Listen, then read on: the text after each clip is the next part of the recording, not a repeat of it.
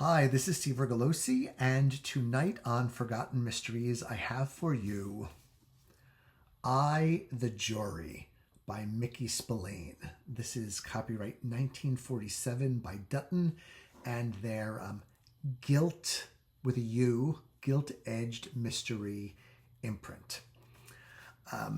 So this is the very first book in the Mike Hammer series, which went on to sell millions of copies. In fact, I did some research and found out when the book was published, it sold 6 million copies between hardback and paperback, and to date has sold more than 9 million copies. So what writer would not love to be the author of a book that has sold 9 million copies?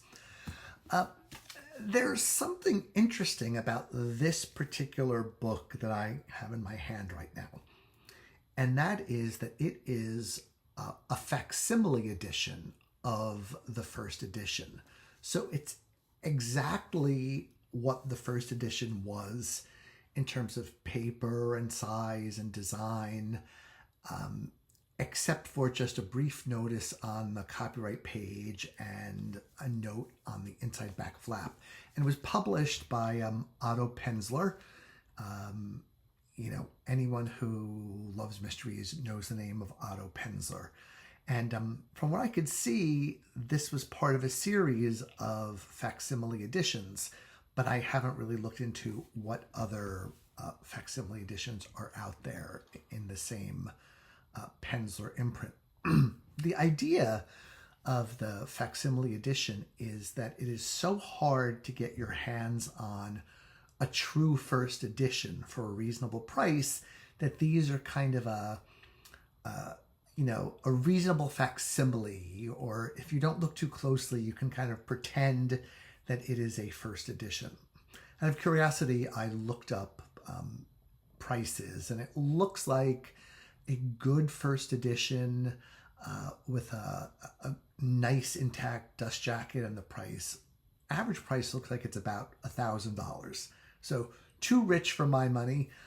So the facsimile edition, scratches that itch nicely. And I actually, I don't know too much about the process of creating a facsimile edition. I don't know if they take a picture of each of the pages of the original edition and then clean them up.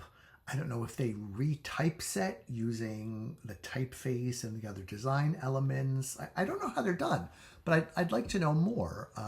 So if anybody has information about that, please let us know.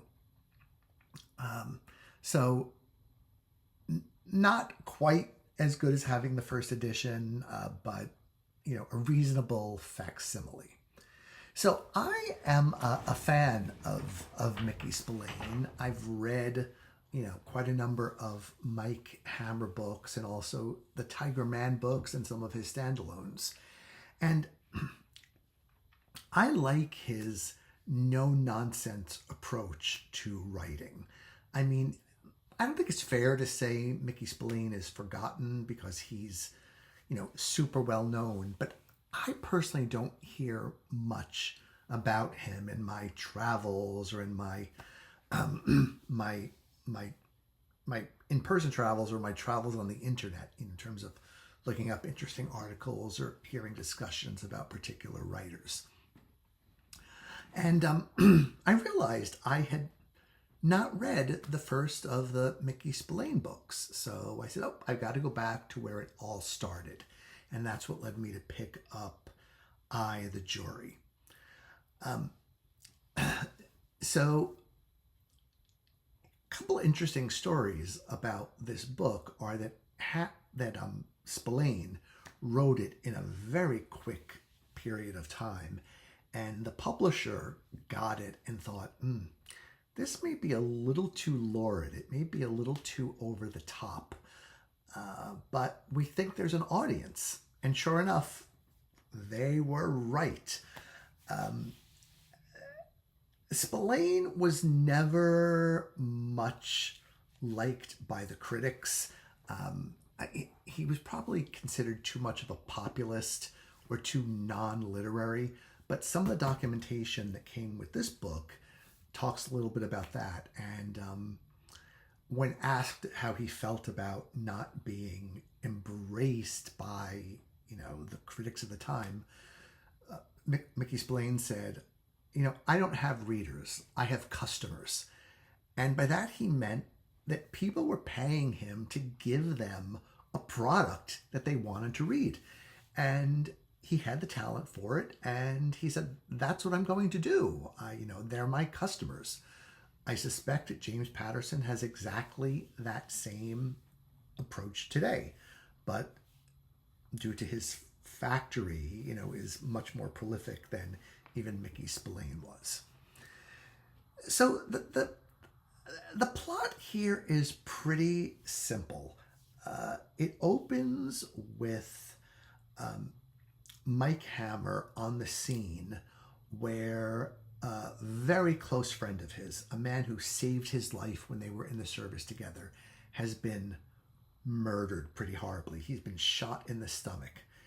And what particularly incenses Mike Hammer is that it looked a little bit like there was some torture in there, in that the man, Jack Williams, who's a police officer, you could tell from the blood marks that he was trying to get to his jacket, get to his gun to defend himself. And whoever the murderer was seemed to be pulling the chair away to torture poor Jack a little bit. And Mike Hammer, who is one tough mother, says out loud, I'm going to find who did this and I'm going to give them the exact same treatment that my friend got. I'm going to find the person who did this and I'm going to shoot them in the stomach exactly where my friend was shot. So this is a book of revenge. It is about single-minded vengeance. And Mike Hammer, even though he's friends with the investigating officer, they both know that the police officer, Pat Chambers, has to work within the law. Mike Hammer, as a private investigator, of course, he has to work within the law, but he has no intention whatsoever of not doing whatever it takes to get to the bottom of the case and take his vengeance. So you sort of watch the two characters, Pat and Mike Hammer, as they're sort of moving in the same orbit, talking to the same suspects, trying to figure out what went on. But, Mike, just look at Mike Hammer the wrong way and he's going to threaten you. He's going to knock your heads together. He literally does that. At one point, he knocks two people's heads together. He will beat on you, give you a beat down because he's so single-minded in his pursuit of the murderer of his friend. And what male readers will find particularly enjoyable, if a bit maybe exaggerated in here, is every beautiful woman in Manhattan just throws themselves at Mike. They think he is the cat's meow. And, the way these women are described, it's as if they are the goddess Aphrodite herself, that they're just beyond beautiful, that they're angels from heaven. And often nymphomaniacs, often very sexually liberated. And here's something really funny about Mike Hammer, is that he's saving himself for marriage. Even though these women throw themselves at him, he's like, nope, you know what? I'm looking for the right lady, and when I find the right one, then I will lose my virginity. So it's kind of tough to imagine that a hard ass like Mike Hammer would be sexually so cautious. But there's some explanation as to that in the book, in that when he was in the service, they used to show these movies and put these posters up about, go to a brothel in a foreign country and bring home VD. And he's kind of terrified of sexually transmitted diseases and doesn't really think, a romp in the hay is worth, getting syphilis or gonorrhea or one of the other, many nasty things that are out there. So it makes Mike, despite his being tough as nails, sort of curiously, I don't know, naive or inexperienced. He's certainly tempted on every page to take these beautiful ladies up on their offers, but he's got self-control in that regard. So that's something you hear a lot about Mike Hammer, but that was certainly the case in here. The plot is pretty linear, and I would say that as Spillane's first book, it's good. The writing is, pulpy, as you would expect.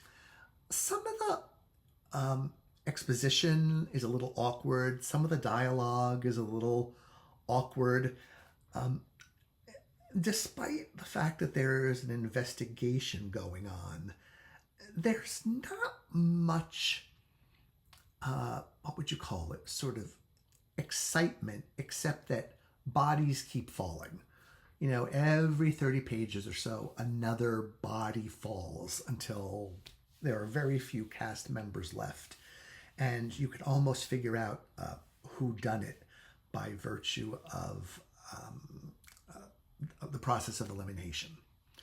So the book isn't quite as thrilling, or it didn't have as much variety as some of the other Spillane books that I've read. But I definitely enjoyed reading it as the first entry in the Mike Hammer book. And they did get better, and I think he became a better writer as he got older. I mean, many writers, I think, look back on their first books and say, oh, gee, this is what I would do differently if I were writing it today. And Mickey Spillane probably didn't look back. He doesn't seem to have been that type of guy. But his writing definitely got better later on, although really just very, very violent. For me, the key question was, Hammer reiterates approximately every 10 pages, I'm going to find the dirty rat who did this and shoot him in the stomach. And the question I had in my mind was, well, when push comes to shove, when, not if, when he finds this person, will he actually be able to go through with this act of terrible vengeance? And to find out whether he does or not, you will have to read the book. But it was interesting morally. They say revenge is a dish best served cold. And Mike Hammer is not cold in this book. He's hot because he is furious and angry. And he will not stop until he brings his friend's killer to justice. So in a way, there's a nobility about the character, that he is so grateful to his friend for having saved his life and for having been injured in the process, that he just remains loyal to that friend right after death. And that is a good quality in a person, even if he kind of takes it up, many notches beyond what most of us non-sociopathic people would do. Is he a sociopath? Good question. Probably yes. Not a psychopath, but a single-minded sociopath. So if Mickey Spillane and Mike Hammer are your cup of tea, I'd say read this one as a blast from the past. Get to know the start of Mickey Spillane's career. See Mike Hammer in the early days. See how he grows or doesn't, in subsequent books.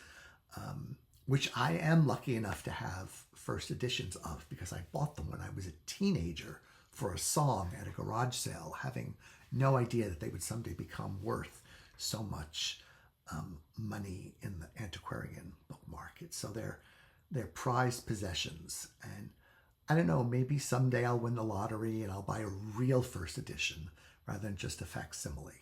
I mean, a guy can dream. Okay, so that's it for tonight. That's I, the Jury by Mickey Spillane. Could also have been titled I, Judge, Jury, and Executioner, because that's what my camera is throughout this book.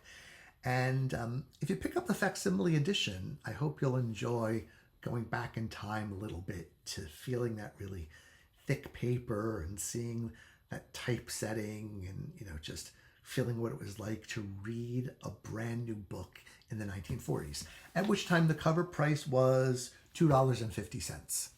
What can you get for $2.50 now? Not even a Snapple at the local deli. But I digress. Okay, thank you for listening, everyone, and have a good night. Bye now.